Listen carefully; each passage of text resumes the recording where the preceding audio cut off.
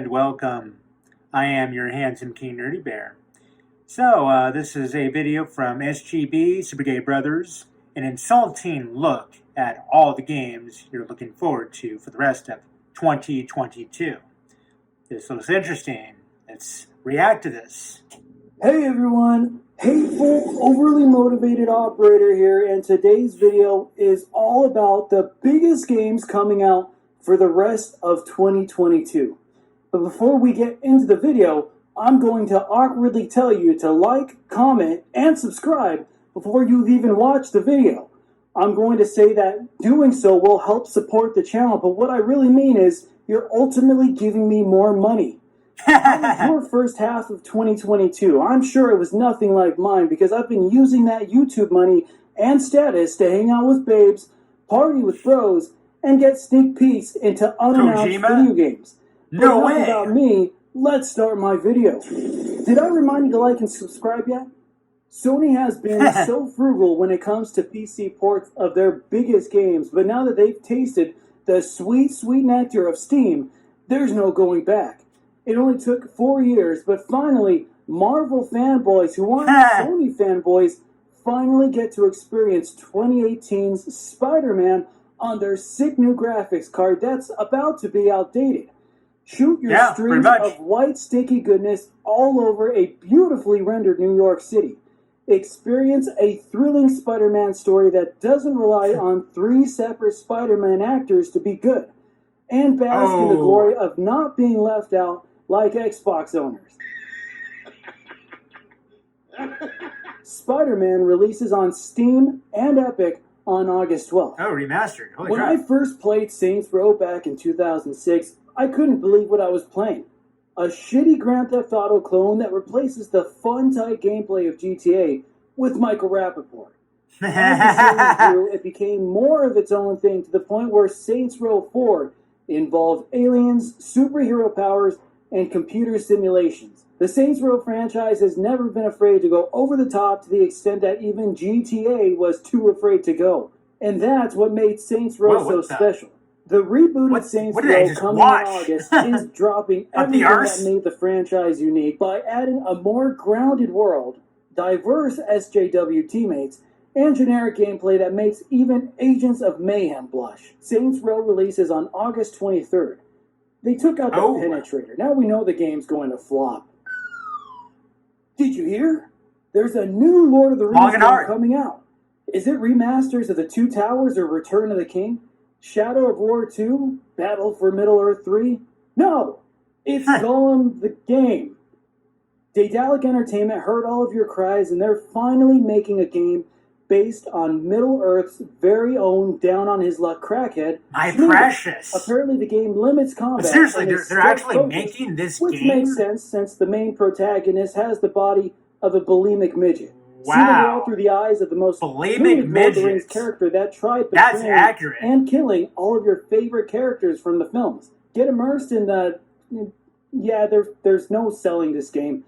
Of all the characters in the franchise, they choose anti-Precious. Hell, if they made a game based on Stephen King's Dreamcatcher movie, I'd rather play as Duddits. Oh, God. It's my new costume. Hope you like it. The Last of Us blew us away back in 2013 with its gripping story and grotesque creatures. The Last of Us Part 2 blew us away with its gripping story and grotesque creatures. Naughty Dog no wants point to out there. The first Last of Us game with the tech from The Last of Us Part 2 to create a game that looks a little bit better than the original, I think. Get ready for Sony's next big scheme to get us to pay full price for a game we've already played less than a decade ago. I'm not talking about the new full price of gaming. That's $70. Relive the game that was ultimately better than the sequel, probably because we got to play as a generic, testosterone-filled man with a beard and not an esoteric, testosterone-filled woman who could probably grow a beard.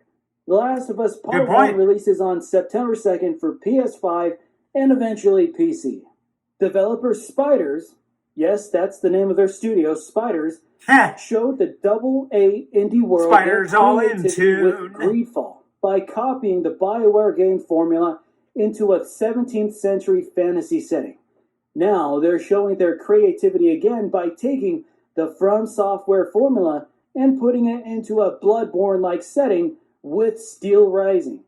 They're following the AA indie trend that all other AA indie studios take by making a Dark Souls with insert unique setting here. The game's setting is an alternate universe Paris chock full of French stereotypes, gameplay you swear you've already experienced before, and a grand story that only an indie studio could afford. You play as Aegis, a mechanical beauty that'll make sure you won't be able to not get a boner whenever you see a porcelain doll again. Steel Rising releases on Xbox, SNES, PlayStation 5, and Spiders Windows are on in September tune. 8th. Slap on those assless chaps and lube up your rifle for this next game. As an outlaw gunslinger in the Wild West, you'll unleash your deadly arsenal and fight for your life against vampires and the supernatural. Oh, whoops, I accidentally read the synopsis for 2005's Darkwatch. But the synopsis for the upcoming Evil West. Oh, here's the synopsis for Evil West. As an outlaw gunslinger in the Wild West, you'll unleash your deadly arsenal and fight for your life against the vampires and the supernatural. Evil West comes out on the Xbox, PlayStations, and Windows on September 20th. Wait, is this a mistake? Monsters theme. Why is No Man's Sky on this list? Didn't it come out back in 2016? Oh, it did. It's just coming out on the Nintendo Switch 7 years later. As per usual tradition with Switch ports, it's coming far too late and far too little, as the Switch versions of major releases usually look a little downgraded. Or should I say a lot of downgraded. No Man's Sky on Xbox, PlayStation, and PC is said to have 18 quintillion planets, but due to the Switch's lacking hardware, it will only support about 8 planets for the PS4. For years, Blizzard has become one of the most outstanding leaders in video game design. Their franchises always strive to be the best and biggest games on the market. There seems to be no end to Blizzard's penchant of producing high-quality games that bring in millions of players each year. Millions? Their legacy will always be praised with love. Wait a minute. This is an article from 2010. Here's one from 2022. For years, Blizzard has become one of the leaders in video game controversy. Their franchises seem to strive to be the most expensive and manipulative games on the market. There seems to be no end to Blizzard's penchant of producing loot box-filled games that scare away millions of their fans each year. Their legacy will always be burdened by sexual harassment allegations. Harassment? Overwatch 1.5, the next big game from mega studio Blizzard, is well on the way. The sequel is so ambitious that their player base are claiming that the sequel looks more like an update than a successor to the multiplayer team-based first-person shooter. That'll take 5 hours, right? Less shots, but more cartoon violence. The sequel looks like the perfect game for fans to enjoy for a weekend because they feel like they've already played this game since 2016. Do you guys not have PCs with cheap graphics cards because the graphical improvements are almost non-existent? Overwatch 2 releases on October 4th for the Xboxes, PlayStations, and Windows. At least it's launching as a free-to-play game and not a full-priced one. But then again, we all know what a free-to-play Blizzard game can be. The new grotesque first-person shooter Scorn, or by its more commonly used name, H.R. Geiger's Sexual Fantasyland, is right around the corner after years of waiting. Juicy. Originally announced back in 2014, but after delays, lack of funding, and the devs spending most of their time jerking off to H.R. Geiger paintings, the game is finally shaping up to be the depressing masterpiece we've all had nightmares about. But in a good way. Penis-shaped environments, penis-shaped weapons, penis-shaped monsters. This game is going to be a penis lover's dream.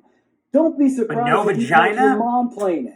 This game has so much H.R. Geiger influence sprayed all over it that if H.R. Geiger were still alive today to see it, he'd be asking for royalties. What in the bloody hell? Was that like Have a you ever fallopian wanted to tube? play a Batman game, except instead of playing as the Caped Crusader himself, you're playing as his lesser minions instead?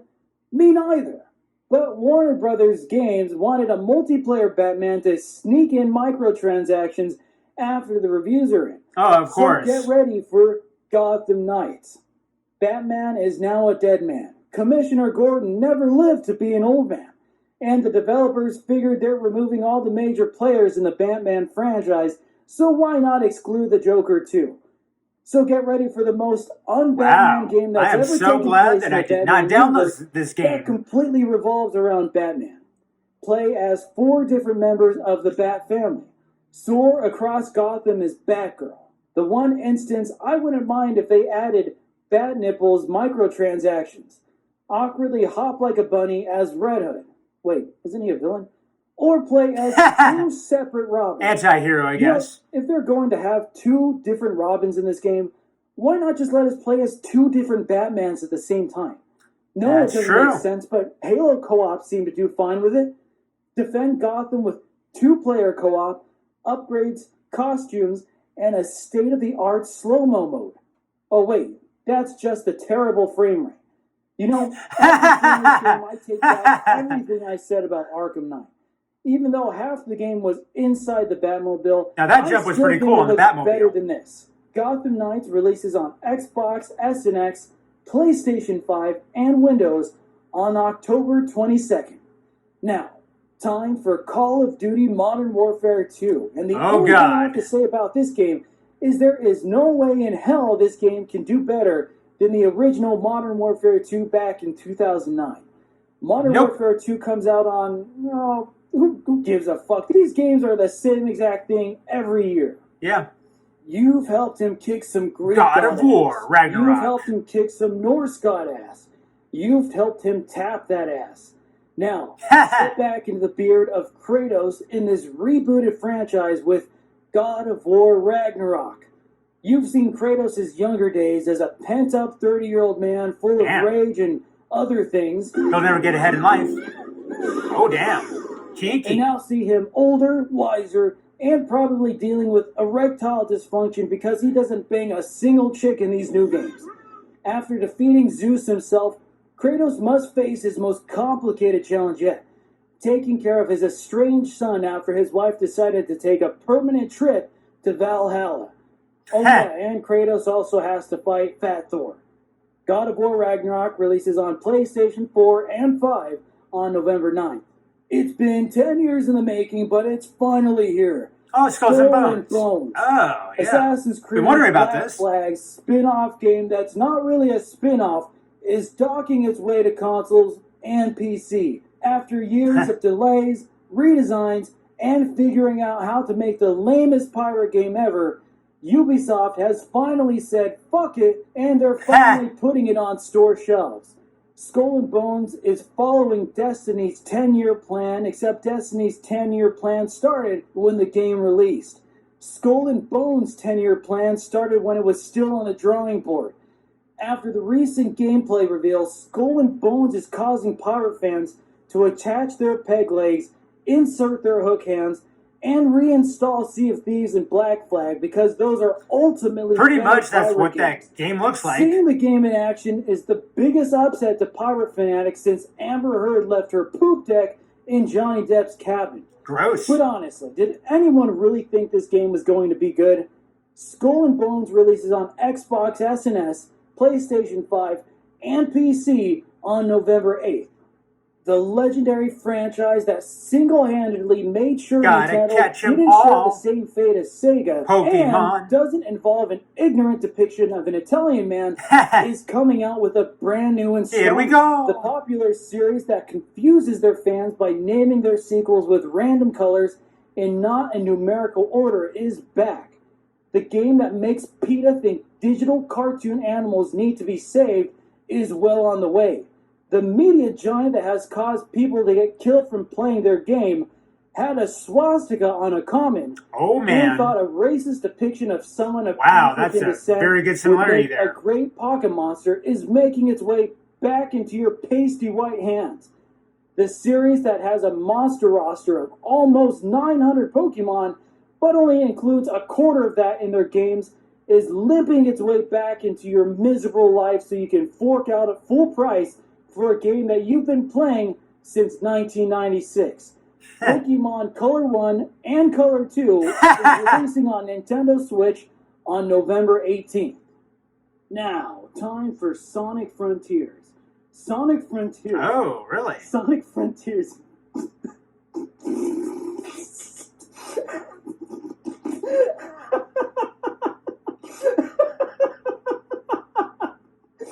that a cactus?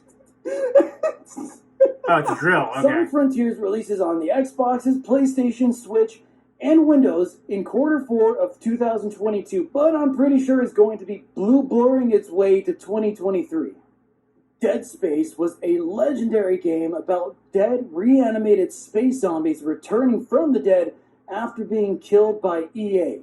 Callisto Protocol is a dead, reanimated game franchise returning from the dead after being revived by the toughest man in the gaming industry. Oh, As yeah! a spiritual successor to the Dead Space games, Callisto Protocol is so spiritual that its main character's name, Jacob, is the son of Isaac from the Bible. Relive the closest thing we'll get to a sequel to the original Dead Space before EA abducted, experimented, and molested it into a third-person Call of Duty. Spooky monsters, high-powered weapons, and blood-curdling death animations galore. Or should I say death animations gore? Gore. Good one. In real time as the game immediately makes EA's Dead Space remake invalid. This might as well be called Dead Space Sclofield's Revenge. Callisto Protocol is coming on Xbox, SNES, PlayStation 5, and Windows on December 2nd. I Am Legend Protocol. The How about game that? potheads have been waiting for since 1997 Heh. is finally crashing at King's Cross Station. That's a Harry Potter reference. Will it be a train Oh, wreck? damn. Probably, because the studio that's making this massive game, their only prior notable games are the Disney Infinity games. And those games were made to steal money from children. Only this time, Pretty much. this game is designed to steal money from adults with the minds of children. That's Harry Potter fans. Live the life you've always wanted to live as a student at Hogwarts, except it takes place in the 1890s. So it's more like you're living in the Fantastic Beasts era, and not the Harry Potter era we all know and love. So expect it to be half-assed and nonsensical like the Fantastic Beast films. Expecto Patronum yourself, that's a defense spell, from the belief of the author of the Harry Potter books by creating your own transgender character. But don't be surprised if there's some homophobia or transphobia in the game as an Easter egg referencing J.K. Rowling. Expecto Patronum! Patron? We're taking shots? Trans magic!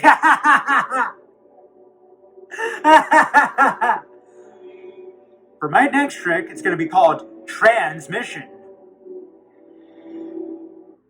It's everything you've dreamed of having in a Harry Potter game, except it doesn't have all the fan-favorite characters, storylines, or Harry Potter himself. Hogwarts Legacy releases on the Xboxes, PlayStations, Switch, and Windows in December 2023. Expect delays. How a cute Christmas gift. And finally, the game I think a lot of us, especially myself, have Starfield. The big, ugly, buggy mess that's destined to steal hundreds of hours from our pathetic lives. The game that is supposed to redeem its developer from controversy, bad business practices, and selling out. The game that we've been waiting for, a real game, since 2015. The game is Starfield, the space epic from creative genius and immortal god Todd Howard. If you've ever wanted Skyrim in space or Fallout with actual dialogue options, then let this phallus-shaped ship dock inside your console's disk drive. Extensive character creation, back to basic RPG mechanics, create your own space base, design your own ship, and explore over 1,000 planets that will probably only have meaningful content on at least 3 of them. We've been waiting a long time for this one, and it's slated to release this November 11th. Wait. 11/11. Wait a minute, it was delayed? How did I not hear of this? It's now been moved to 2023. Oh yeah, I keep hearing it keeps getting delayed, yeah. Motherfucker. Are you kidding? I had a whole series planned out talking about how shitty this game is when it releases.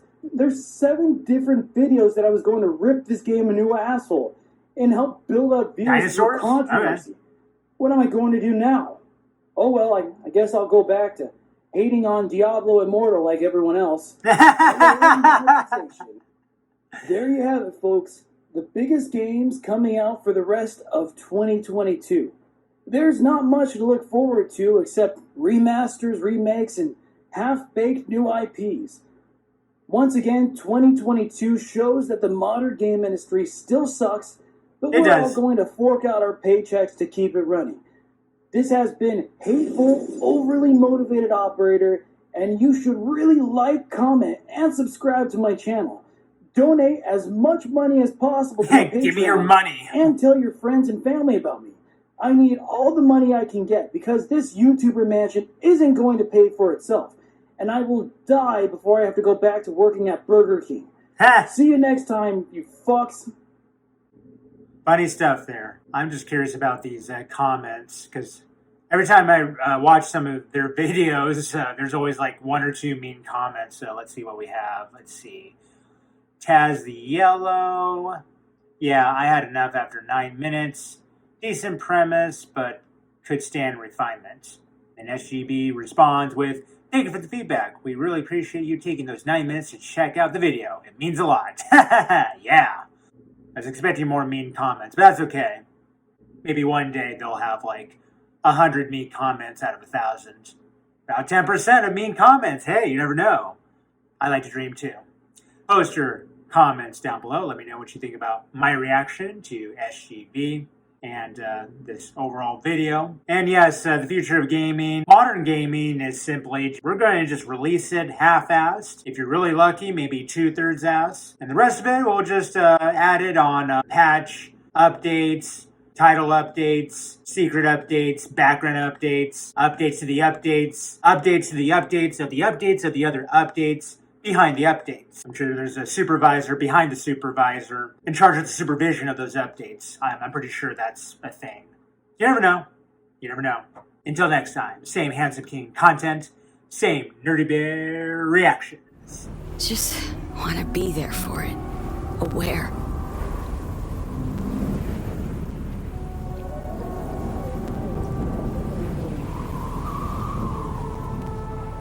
See ya.